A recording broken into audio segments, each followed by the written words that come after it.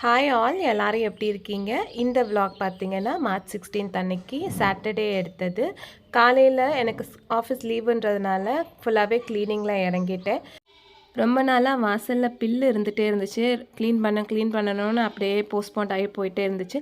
இன்னைக்கு கொஞ்சம் ஃப்ரீயா இருந்ததுனால, சஞ்சய் கூட காலையில சாப்பாடு வேண்டான்னு சொல்லிட்டான். நேத்து ஹெவியா சாப்பிட்டது அவனுக்கு ஒரு மாரி இருந்துச்சு. மதியானம் நான் வந்து சாப்பிட்டுக்கிறேம்மான்னு சொல்லிட்டு அவன் ஸ்கூலுக்கு கிளம்பிட்டான். அதனால காலையில கொஞ்சம் ஃப்ரீயா இருந்தேன். வாசல்லாம் வந்துட்டு நீட்டா புல்லெல்லாம் பிடுங்கிட்டு, செடிக்கெல்லாம் தண்ணி விட்டுட்டு, அதுக்கப்புறம் தான் கிச்சனுக்கே வந்தேன். கிச்சனில் வந்துட்டு நேத்தி பூஜை பண்ணிவிட்டு, அதுக்கப்புறம் ஆஃபீஸ் ஒர்க் டைட்டாக இருந்ததுனால க்ளீனிங் பெருசாக பண்ணலை. கிச்சனில் போட்டதெல்லாம் போட்டபடியே இருந்துச்சு.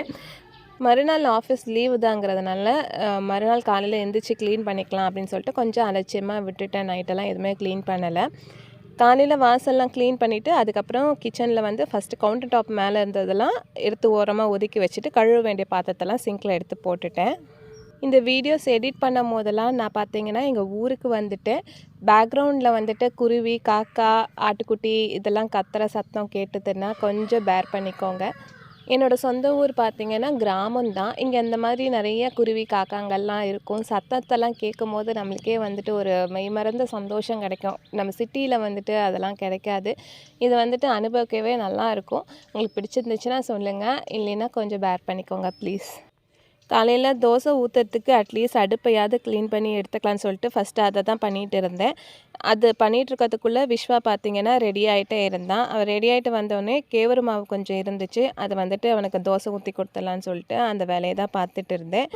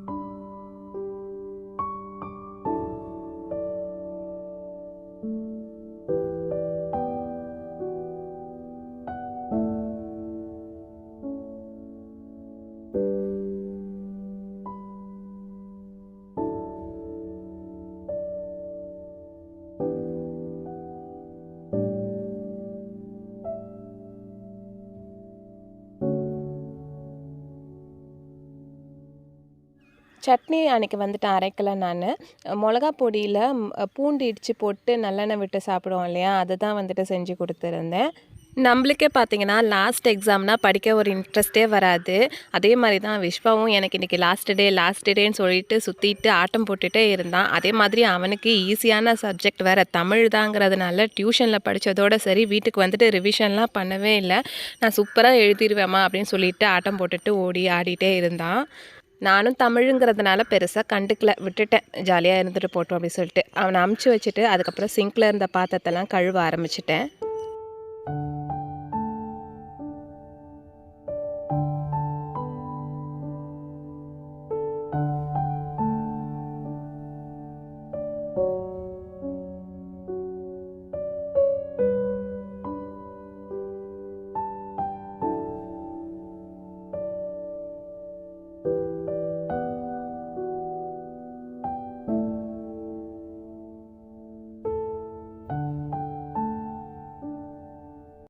பாத்திரத்தெல்லாம் கழுவி எடுத்ததுக்கப்புறம் சிங்க்கை சுற்றி இருந்த இடத்தையும் நல்லா வாஷ் பண்ணி எடுத்துட்டு, நேற்று பார்த்தீங்கன்னா வடைக்கு வந்துட்டு கிரைண்டரில் தான் மாவு அரைச்சிருந்தேன். இவர் நிறையா வடை சுட்டு கொடு அப்படின்னு சொல்லவும் மிக்சியில் அரைக்காமல் கிரைண்டரில் அரைச்சிருந்தேன். பட் கிரைண்டரை கழுவுறதுக்கே எனக்கு டைம் கிடைக்கல.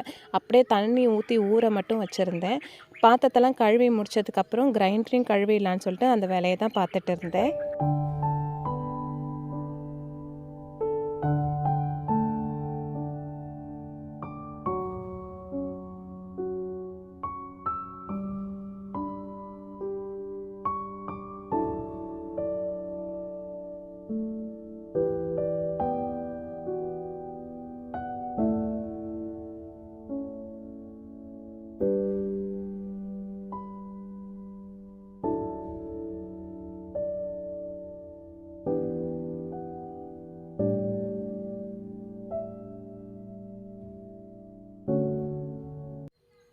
கிச்சனெல்லாம் க்ளீன் பண்ணி முடிச்சதுக்கப்புறம் பெட்ரூம் போயிட்டு பெட்ரூமை க்ளீன் பண்ணலான்னு சொல்லிட்டு போனப்போ பெட்ஷீட்டை மடிக்கலான்னு போனால் அப்போ தான் பார்த்தீங்கன்னா கொலுசு ஒன்று கீழே கழண்டு விழுந்துருந்துச்சு.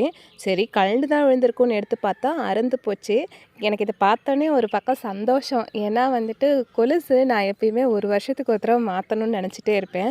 ஆனால் இந்த கொலுசு வாங்கி 4 வருஷத்துக்கு மேலே ஆகுது. ஒரு முத்து கூட கீழே விழலை, அருந்தும் போகலை. நான் எப்போ பார்த்தாலும் எங்கள் வீட்டுக்கார்ட்ட சொல்லிகிட்டே இருப்பேன், இது என்ன கொலுசு வாங்கி கொடுத்த, அது அருந்து கூட போகவே மாட்டேங்குது அப்படின்ட்டு. ஆனால் இதில் அதிசயம் பார்த்தீங்கன்னா எப்பயுமே ஒரு முத்துலாம் பார்த்தீங்கன்னா சீக்கிரம் விழுந்துரும். பட் இதில் ஒரு முத்து கூட விழலை, எல்லாத்துலேயுமே 3 முத்து இருந்துக்கிட்டே இருந்துச்சு. இந்த கொலுசு வந்துட்டு எங்கள் ஊரில் கடலூரில் மகாவீர் ஜுவல்லரியில் தான் வாங்கியிருந்தோம். நல்லா குவாலிட்டி நல்லா இருந்துச்சு. முத்து வந்துட்டு விழாமல் இருந்தது தான் எனக்கு ஆச்சரியம். சரின்னு அதை மாற்றலான்னு சொல்லிட்டு எடுத்து வச்சுட்டு அதுக்கப்புறம் பெட்ஷீட்ஸ்லாம் மடிச்சுட்டு பசங்க எல்லாம் கீழே படுத்து இந்த பாயெல்லாம் எடுத்து மடித்து வச்சுட்டு இருந்தேன்.